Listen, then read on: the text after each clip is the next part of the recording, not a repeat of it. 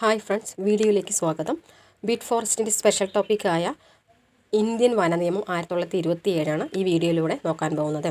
1927 Indian വന നിയമം reserve വനം, വില്ലേജ് വനം, സംരക്ഷിത വനം എന്നിങ്ങനെ തരംതിരിക്കാനുള്ള മാനദണ്ഡങ്ങൾ രൂപീകരിച്ച ആക്ടാണ് ഇന്ത്യൻ വന നിയമം 1927.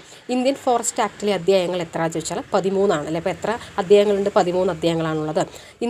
ഇന്ത്യൻ ഫോറസ്റ്റ് ആക്ടിലെ സെക്ഷനുകളുടെ എണ്ണം 85. അപ്പോൾ എത്ര സെഷനുകളുണ്ട്? 85 സെഷനാണുള്ളത്.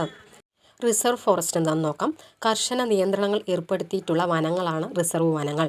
സർക്കാരിൻ്റെ ഉടമസ്ഥതയിലുള്ള ഏത് വനഭൂമിയോ തരിശുഭൂമിയോ റിസർവ് വനമാക്കാനുള്ള അധികാരം സംസ്ഥാന സർക്കാരുകൾക്കാണുള്ളത്.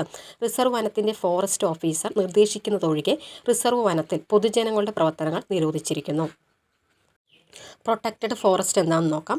സർക്കാരിന് ഉടമസ്ഥാവകാശമുള്ള റിസർവ് വനമല്ലാത്ത ഏതൊരു വനഭൂമിയെയും സംരക്ഷിത വനമായി പ്രഖ്യാപിക്കാവുന്നതാണ്. സംരക്ഷിത വനങ്ങളിലെ പ്രവർത്തനങ്ങൾ സംബന്ധിച്ച് നിയമനിർമ്മാണത്തിന് സർക്കാരിന് അധികാരമുണ്ട്. അത്തരം നിയമങ്ങളുടെ അഭാവത്തിൽ സംരക്ഷിത വനത്തിനുള്ളിൽ മറ്റ് പ്രവർത്തനങ്ങൾ നടത്താവുന്നതാണ്. സംരക്ഷിത വനത്തിനുള്ളിലെ പ്രത്യേക ഇനം സസ്യങ്ങളുടെ സംരക്ഷണവും ചുമതലയും സംസ്ഥാന സർക്കാരിന് നിക്ഷിപ്തമാണ്. ഈ നിയമത്തിൻ്റെ അടിസ്ഥാനത്തിൽ വനത്തിലെ തടികൾ, ഫലവർഗ്ഗങ്ങൾ, മറ്റ് തടി ഇതര വനവിഭവങ്ങൾ എന്നിവയുടെ സംസ്ഥാന സർക്കാരിൻ്റെ വരുമാനം വർദ്ധിപ്പിക്കാവുന്നതാണ്. വില്ലേജ് ഫോറസ്റ്റ് വില്ലേജ് ഫോറസ്റ്റ് എന്താണ്? സംസ്ഥാന സർക്കാരിൻ്റെ മേൽനോട്ടത്തിലാണ് ഇത്തരം വനങ്ങളുടെ രൂപീകരണവും അവയുടെ പ്രവർത്തനങ്ങളും. 1927 ഇന്ത്യൻ ഫോറസ്റ്റ് ആക്ട് പ്രകാരമുള്ള നിയമപരമായ ഒരു ഘടകമാണ് വില്ലേജ് ഫോറസ്റ്റ്. എന്താണ്? 1927 ഇന്ത്യൻ ഫോറസ്റ്റ് ആക്ട് പ്രകാരമുള്ള നിയമപരമായ ഒരു ഘടകമാണ് വില്ലേജ് ഫോറസ്റ്റ് എന്നത്.